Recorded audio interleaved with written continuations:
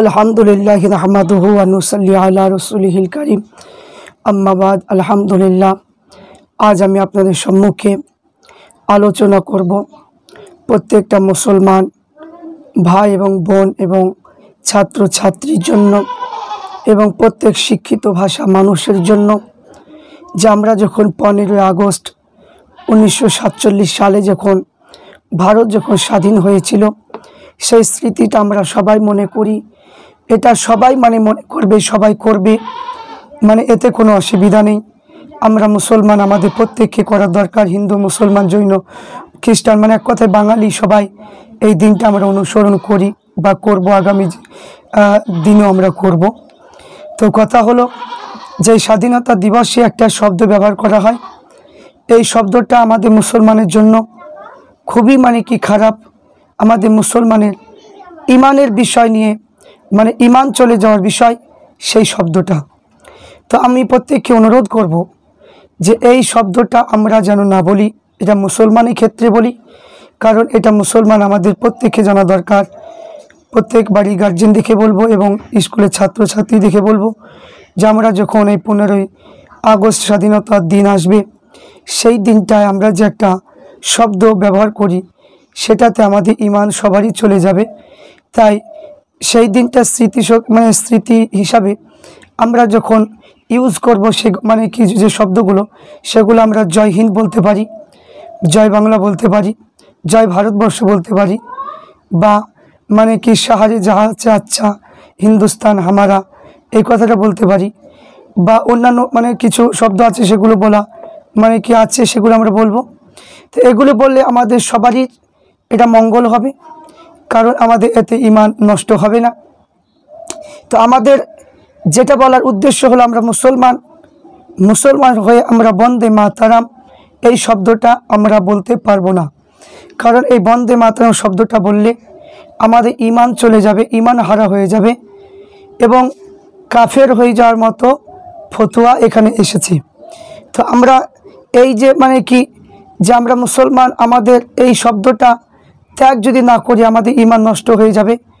আমাদের ইমান খাতরা হয়ে যাবে, নিকা স্ত্রী তালাক হয়ে যাবে, দোহরান হয়ে যাবে, নিকা ছেড়ে যাবে।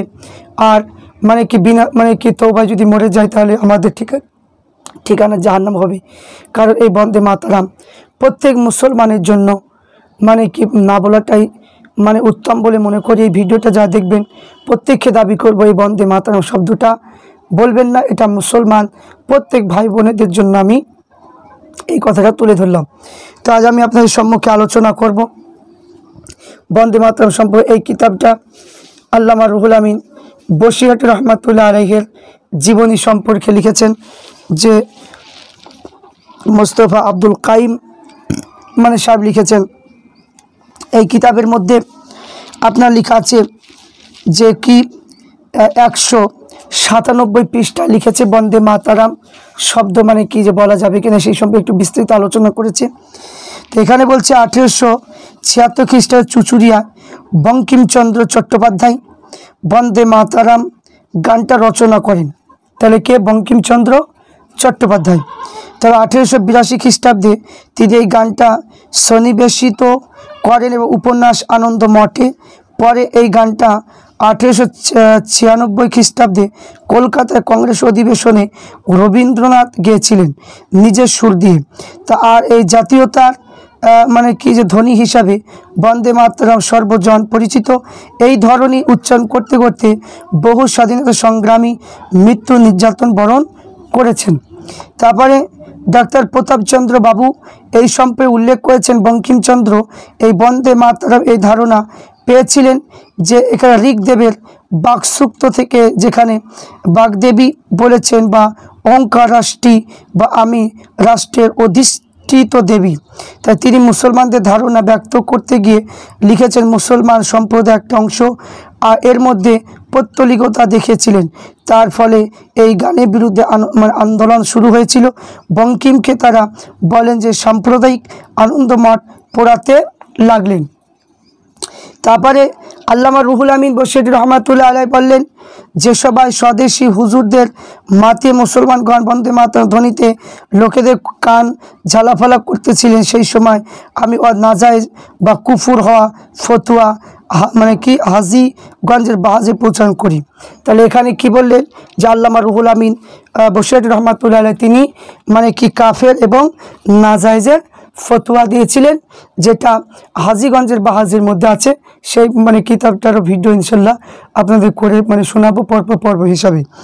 তারপরে উক্ত গ্রন্থে তিনি লিখেছে বন্দে মাতরম সংস্কৃত শব্দ বন্দের শব্দ বন্ধ ধাতু হতে উৎপন্ন হয়েছে ও মানে উত্তম পুরুষে বর্তমানকালে এক বচনের শব্দের সহিত এ বিভক্ত যোগ বন্ধ এই বন্ধে হয়েছে, তার মাতৃ শব্দ দ্বিতীয়বার এক বচনে মাতরম হয়েছে। তার বন্ধের শব্দ অর্থ হলো আমি স্তব্ধ স্তুতি করেছি, আমি পূজা করতেছি, আমি বন্দনা করতেছি ইত্যাদি, আমি তসবিহ পড়তেছি, হামদ করতেছি, বন্দেগি ও ইবাদত মানে কি করতেছি, ইবাদত করতেছি। তাহলে মাতারাম শব্দের অর্থ মাতাকে, মাতা শব্দের অর্থ জননী, পৃথিবী, মহেশ্বরী, লক্ষ্মী, ইন্দ্র, বারণী, জটা, মাংস, দুর্গ, ভগবতী, পার্বতী ইত্যাদি। বন্দে মাতা শব্দের অর্থ আমি মাতাকে পূজা আরাধনা বন্দেগি করতেছি। আনন্দমঠ সন্ন্যাসীরা তাদের দেশমাতার মূর্তি নির্মাণ করে বন্দে মাতরম বলে বিশ্বাস তার প্রজা করত এবং তাদের দেশমাতা মুসলমানদেরকে ধ্বংস করে তাহাদের রাজত্ব প্রদান করেন। প্রকৃতি কথা হিন্দু সন্ন্যাসীগণ মুসলমান রাজত্ব ধ্বংস করে হিন্দু রাজত্ব পূর্ণ স্থাপনের জন্য তাহাদের দেশমাতার প্রতিমা গড়িয়ে বন্দে মাতরম পূজা পদ্ধতি পরিবর্তন করেছিলেন। তো আনন্দ মঠে আপনার 27, 28, 29 পৃষ্ঠায় দুর্গা বরদা তরুণী কমল দল বিহারিণী রানী বিদ্যা দায়িনী মাতৃভূমি প্রতিমার কীর্তন আরাধনা উপলক্ষে বন্দে মাতরম বলা হয়েছে।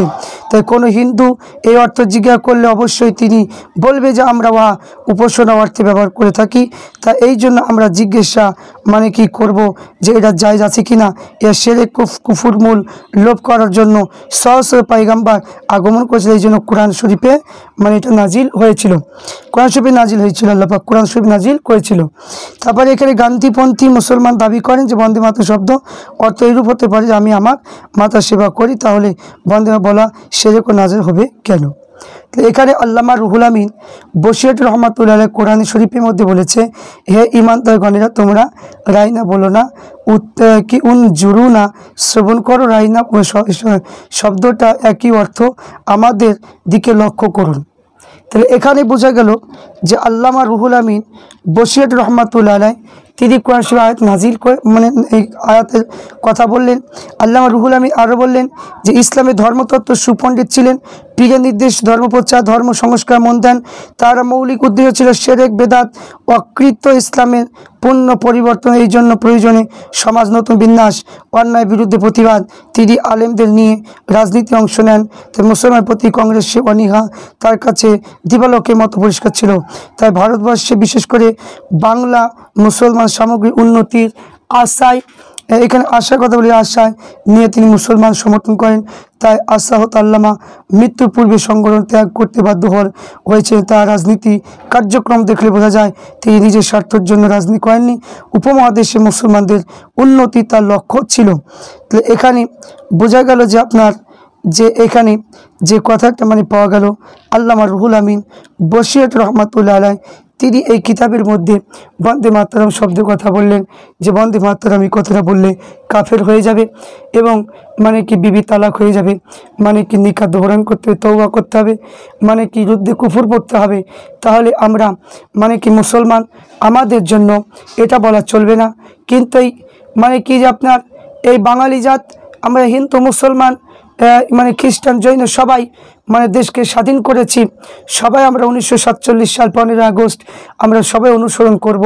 কিন্তু আমরা সবাই এটা আমরা স্বাধীন করেছি, অনেকে জীবন গিয়েছে, যেমন মানে কি আপনার সুভাষচন্দ্র বসু, ক্ষুদিরাম, বিনয় বাদল এবং আসমা খুল্লা এবং মানে কি যে অনেক মানে কি আপনার মুসলমান মানে কি বড় বড় মৌলানা আকাবিররাও তারাও শহীদ হয়েছে এবং বড় বড় মানে কি যে আমরা শিক্ষায় বাংলা দেখেছি যে সমস্ত লেখকদের নাম পেয়েছি তারাও শহীদ হয়েছে।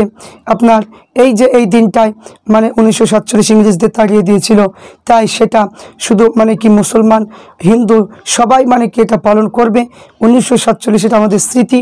এবার শুধুমাত্র আমাদের আবেদন হচ্ছে মুসলমান আমরা এই বন্দে মাতরম এই কথাটা আমরা বলবো না, কারণ এটা বললে আমাদের ঈমান চলে যাবে, কাফের হতে হবে। আমাদের মানে কি ঈমান হারা এই একটা কথা আমাদের বলা চলবে না, তাই ঈমান হারা থেকে আমরা মানে মজবুত থাকবো। তাই এই শব্দটা আমরা মুসলমান আমাদের ক্ষেত্রে বলা এটা শোচনীয় না, এটা বলে আমি মনে করি। তাই প্রত্যেককে অনুরোধ করব যে আমরা মানে আমাদের যে শব্দগুলো আছে সেগুলো বলবো। জয় হিন্দ, জয় মানে কি বাংলা, বা মানে কি যে জয় হিন্দুস্তান, এইসব ধ্বনিগুলো আমরা বলবো। এবং এইগুলো পরে আরও যেগুলো আছে সেগুলো বলতে পারি। তো এই বন্দে মাতরম থেকে মুসলমান ছোট বড় এবং মেয়ে ছেলে বেটা ছেলে সবাই এই কথা থেকে আমরা বিরত থাকবো। কারণ যদি বিরত যদি না থাকেন তাহলে কিন্তু আপনার ঈমান চলে যাবে। ঈমান যদি চলে যায়, আপনি কাফের যদি হয়ে যান, তাহলে আপনার ইবাদত সব নষ্ট, আপনার আমল সব নষ্ট, সব কিছু বরবাদ হয়ে যাবে। এরপরে আমি আপনাদের সম্মুখে হবিগঞ্জের বাহাজ এই কিতাব থেকে এই বন্দে মাতরম শব্দ বিস্তৃতভাবে পর্ব পর্ব আকারে আলোচনা করব। আল্লাহ পাক রব্বুল আলামিন আমাদের প্রত্যেককে মানে কি এটা বোঝার এবং এটা থেকে দূরে থাকার তৌফিক দান করেন। আল্লাহ।